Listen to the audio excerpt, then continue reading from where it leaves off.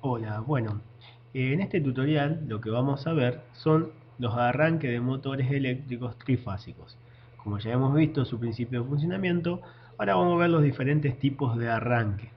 Veremos que son varios porque el arranque directo puede presentar algún inconveniente. Por lo tanto, comenzaremos, como dije, por el arranque directo. El arranque directo no es más que darle directamente las tres fases necesarias para que comience a girar el motor trifásico. Como podemos ver acá en las imágenes, tenemos distintos tipos de arranque, pero todo consta en lo mismo que dije recién, de habilitar las tres fases directamente para lograr el arranque. Ese arranque se puede realizar por medio de una llave, como era antiguamente, dándole las tres fases al mismo tiempo, o ya realizando algún automatismo con algún contactor, un relevo térmico para su protección y algunos pulsadores para su arranque. Comenzaremos viendo este tipo de arranque directo. Pero, como dije, vamos a estudiar cuáles son las ventajas y desventajas que presenta cada tipo de arranque. Por ejemplo, si tomamos un motor de una potencia de 10 HP, podemos ver en su placa característica la corriente nominal que consumiría ese motor. Si realizamos, como dije recién, este motor como ejemplo, de 1500 RPM, 4 polos, la corriente nominal, como lo decía en la placa, es de 15,1 amperes. ¿Cuál es uno de los inconvenientes del arranque directo? Es que en el arranque esa corriente nominal llega a 7 veces y media logrando un pico en el arranque. Entonces esa corriente en el arranque llega a 7,5 veces mayor. Por lo tanto, para nuestro ejemplo, estaría llegando a 113 amperes. Son esas 7,5 veces mayor esta nominal de 15. Por lo tanto, vamos a tener una gran desventaja porque en el arranque va a tener un consumo excesivo. Será un instante mientras arranca, pero es excesivo. Por lo tanto, la ventaja es que el par o el torque en el arranque es muy elevado. O sea, yo tengo una torsión muy grande, un torque muy grande, un par muy grande en el arranque. Pero también la desventaja va a ser que tengo una elevada corriente en el arranque, por lo tanto una elevada caída de tensión en los conductores, un aumento en los conductores, se van a tener que tener cables eh, o conductores de mayor sección para alimentar esa mayor corriente que va a estar consumiendo mi motor en el arranque. Y también va a tener un esfuerzo mecánico en la transmisión. ¿Qué quiero decir con esto? Como tiene un par muy grande, lo que puede llegar a pasar es que patinen ciertas correas, o que se rompa algún engranaje, o que van a tener que estar sobredimensionadas los reductores, lo que esté, porque en el arranque directo, al tener un par mucho mayor o un torque mayor, pueda llegar a romper algunos de estos engranajes. Entonces, estas serían las ventajas y la desventaja. La ventaja que es un arranque mucho más simple, ¿sí? Porque es directo, pero como desventaja es esa gran corriente en el consumo, un aumento en la sección de cable y un gran torque que podría llegar a romper algo en la parte de la transmisión. Por eso vamos a ver más adelante que existe otro tipo de arranque. Pero para motores pequeños, donde si bien esa corriente es 7,5 veces mayor, no es considerable, se puede realizar estos arranques directos. Para lo mismo, como dijimos antes, vamos a necesitar de contactores, ¿sí? De algunos pulsadores y algún relevo térmico para su protección. Por lo tanto, vamos a ver cada uno de estos elementos. El primero que veremos es el contactor. Como algunos ya lo deben conocer, el contactor es un equipo electromecánico, ¿sí? Que consta de una bobina al cual al darle una corriente, ¿sí? Que va a ser los terminales A1 y A2, generará un campo magnético logrando que la armadura que tiene adentro se desplace y por lo tanto los contactos o los juegos de contacto que tienes internamente cambien de posición. ¿Qué quiero decir con esto? Los que son contactos normales abiertos pasarán a estar cerrados y conducir la corriente, y si tiene algún contacto normal cerrado se abrirá logrando cortar la circulación de corriente por estos contactos. Como vemos, Este es como es físicamente. Esta es la simbología, donde están expresados los distintos contactos y la bobina del contactor. Y vemos que está compuesto por las diferentes partes. Por un lado están los contactos principales, tienen por finalidad abrir o cerrar el circuito de fuerza o de potencia. ¿Qué quiero decir con esto? Fíjense que dice 1, 2, 3, 4, 5, 6, o a veces los dice como, está acá en la foto, L1, L2 y L3, pero quiere decir que estos tres primeros contactos están preparados para pasar la mayor potencia o para pasar la corriente por la cual está diseñado este contactor.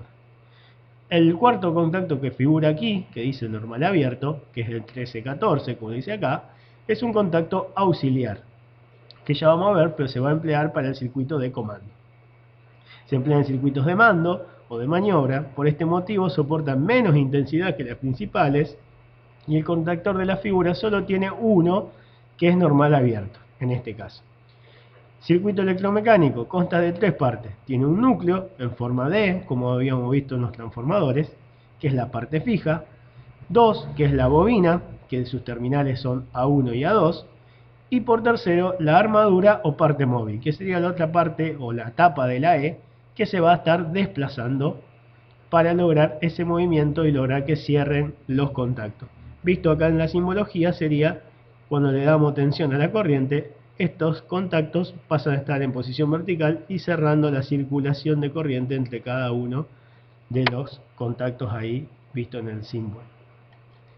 Bien, para elegir un contactor, ¿qué tenemos que tener en cuenta? Cuando se va a elegir un contactor hay que tener en cuenta, entre otros factores, lo siguiente. La tensión de alimentación de la bobina. La bobina puede ser de corriente continua, alterna, y puede ser de tensiones de 12 volt, 24 o 220. También había algunos de 380. Comúnmente, hoy en día, por un tema de seguridad y demás, se utiliza casi siempre de 24 volt, pero puede conseguirse en otros tipos de voltajes. El otro factor a tener en cuenta es el número de veces que el circuito electromagnético va a abrir o cerrar, que sería la cantidad de veces que va a pegar o despegar este contactor. Porque no es lo mismo, o sea, podemos necesitar un contactor que cierre una o dos veces al día, o quizás otro que esté continuamente abriendo y cerrando sus contactos. Hay que tener en cuenta este arco eléctrico que se produce cada vez que esto ocurre, cada vez que cierra y abre, y por consiguiente su deterioro. O sea, se va a deteriorar más un contactor que abre y cierre muchas veces que uno que abre una o dos veces en el día. Por lo tanto, tiene que tener sus contactos preparados para cada caso. Y el tercer factor, que también es muy importante y lo tenemos que tener en cuenta, es la corriente que consume el motor de forma permanente, o sea, la corriente nominal o corriente de servicio, por el cual va a estar diseñado también el contactor. Ahora pasamos a los contactos auxiliares. Como habíamos visto en la imagen, solo tenía un juego de contacto auxiliar. El contactor de la imagen tenía los tres principales y uno auxiliar. ¿Qué pasa? Si queremos disponer de más contactos auxiliares para mi automatización, ¿sí?, vamos a necesitar de contactos auxiliares, como ven, que son aparte. Pueden venir de distintas formas y dependen mucho de la marca, ¿sí?, pero casi siempre se pueden encastrar sobre el contactor. Algunos hasta más viejos se enganchaban al costado, pero aprovechan el mismo movimiento de desplazamiento que tiene la bobina, perdón, la armadura móvil, cuando genera el campo magnético la bobina, para también mover y lograr el desplazamiento de los contactos auxiliares todos al mismo tiempo. De estos contactos auxiliares se pueden pedir aparte y vienen normales abiertos o normales cerrados, y se pueden pedir la cantidad que uno necesite para su circuito. El otro equipo que tenemos que tener en cuenta o que vamos a utilizar para el arranque directo es el relé de sobrecarga térmico, ¿sí?, o el relé térmico.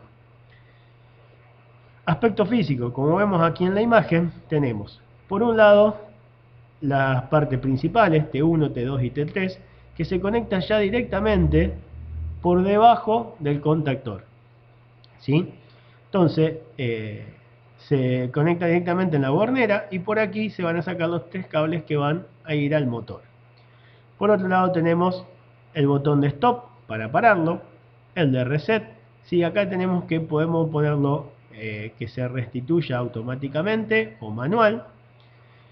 Y tenemos una rueda o un tornillo del cual podemos regular la corriente que nosotros queremos para su apertura. ¿Cómo trabaja el relé de sobrecarga térmico? Como le dice el nombre, es térmico, por lo tanto es dos chapitas, ¿sí? Un bimetálico, chapa de distintos coeficientes de dilatación, el cual al circular corriente por ellas se van a arquear, ¿sí? Van a lograr un desplazamiento por la temperatura de la corriente que está circulando a través de ellas, y pasado el valor que nosotros seteamos con esta ruedita, ¿sí? Con este tornillo, lo que va a hacer es lograr la apertura o abrir ese contacto. Pero en realidad no es que está abriendo el contacto directo, sino que está abriendo sus contactos que posee, por ejemplo en este caso, aquí adelante. Ven que tiene un contacto que es normal cerrado y un contacto que es normal abierto. Uno es 95-96, el otro 97-98. ¿Qué va a pasar? Cuando la corriente es mayor por la que está seteada, este contacto normal cerrado se abrirá o este normal abierto se cerrará. De esta manera nosotros tenemos que ver cómo lo conectamos en el circuito de mando para lograr que me apague el motor. Por lo tanto, yo sé que si mi motor está consumiendo más de lo que yo ya seteé, viendo la ficha técnica del mismo motor, o sea que está consumiendo más porque hay algún problema, porque la máquina está frenada, porque pasó algún inconveniente, lo que va a hacer este equipo, este relé térmico, va a abrir un juego de contacto y yo de esa manera puedo hacer que se apague el motor y a su vez por lo menos, o por ejemplo, me prenda una luz indicándome que hay una falla en el motor. Bien, como lo dije recién, es un mecanismo que sirve como elemento de protección del motor. Su misión consiste en desconectar el circuito cuando la intensidad consumida por el motor supera durante un tiempo corto a la permitida por este, evitando que el bobinado se queme. Esto ocurre gracias a que consta de 3 láminas bimetálicas con sus correspondientes bobinas calefactoras que cuando son recorridas por una determinada intensidad provocan el calentamiento del bimetal y la apertura del relé. La velocidad de corte no es tan rápida como en el interruptor termomagnético. Se debe regular un tornillo a la intensidad nominal del motor, para que en el arranque directo esta intensidad deberá venir indicada en la placa característica del motor. Para la elección del relevo térmico o del relé térmico hay que tener en cuenta tiempo máximo que puede soportar una sobreintensidad no admisible y asegurarnos de que la intensidad del receptor esté comprendida dentro del margen de regulación de intensidad del relé. Aquí vemos cómo es su símbolo, ¿sí? Vamos a ver cómo es el símbolo para la parte de potencia y acá cómo son sus contactos para la parte de comando. Pasando ahora a los elementos de accionamiento, como nombré antes, podemos tener pulsadores, llaves y demás que me van a realizar mi comando o me van a estar dando mi señal para que este motor arranque o se pare. Lo más comunes son los pulsadores. Dice que los pulsadores son elementos de accionamiento que sirven para cerrar o abrir un circuito, permitiendo el paso o no de la corriente a través de ellos. Existen 3 tipos: el pulsador de parada, que como ven es un contacto normal cerrado, el pulsador de arranque, que sería un contacto normal abierto, o puede haber pulsadores con doble cámara. El mismo pulsador o el mismo accionamiento detrás tiene contactos abiertos y contactos cerrados. O sea que al accionarlo, uno se cerrará y el otro se abrirá. Según lo que yo necesite, puedo ir armando los distintos pulsadores. También, de la misma manera, o sea, siendo siempre contactos abiertos o cerrados, otro de los interruptores que vamos a utilizar para los automatismos pueden ser los finales de carrera o interruptores de posicionamiento, ¿sí? Ya vamos a ver ahora cuando hagamos algunos circuitos de distintos arranques que pueden aparecer este equipo de elementos para la automatización. Bien, visto recién ya un poco todos los componentes para el arranque directo, lo que vamos a ver ahora es justamente el circuito de potencia y de comando para un arranque directo de un motor eléctrico trifásico. Empezamos por el circuito de potencia. En el circuito de potencia vamos a tener las tres fases, R, S y T, y la puesta a tierra. Cada una de estas fases, como ven, pasarán por el contactor, en este caso llamado K1, ¿sí? Pasa la fase, pasa por el relevo térmico, RT, como está aquí, ¿sí? Y luego va directamente al motor. La carcasa del motor estará a tierra y cada una de las fases llegará directamente, porque es un arranque directo, a mi motor trifásico. El circuito de potencia es bastante simple. Ahora nosotros vamos a tener que hacer el circuito de comando que cuando nosotros habilitemos un pulsador, este contactor pegue y me encienda el motor, y si habría algún consumo excesivo, este relevo térmico me apague el motor. ¿Cómo lograremos esto? Vamos a verlo ahora en el circuito de comando. Para este caso, en el circuito de comando, ¿qué hice? Tomé una fase de las tres que pasaba, ¿sí? Cualquiera, un vivo y un neutro. O sea que tengo 220 volts de corriente alterna. Paso por un transformador, el cual me lo va a llevar a 24 volts. Y en este caso tiene alguna fuente, algún cuadro de diodo, que ya me lo rectifica a positivo y negativo. O sea que estoy hablando de 24 volts de corriente continua, ¿sí? Entonces, como ven, una aplicación de un transformador puede ser en este caso para bajar la tensión a 24 volts. Bien, de estos 24 volts, fíjense que saco una rama para abajo y otra rama por aquí arriba. ¿Qué hago primero? Pasaré primero por el pulsador de emergencia. El pulsador golpe de puño de emergencia, cosa que si en algún momento veo algo que está por provocar un accidente o ver algo que va a estar mal en mi máquina, en mi motor en funcionamiento, dándole un golpe de puño, se abrirá este contacto y por lo tanto todo lo que esté aguas abajo, o sea, la corriente aquí se corta y no va a accionarse nada de lo que esté por debajo de él. Por eso lo coloco siempre primero. Este es el pulsador de emergencia. Luego tengo el contacto normal cerrado también del relevo térmico. ¿Para qué?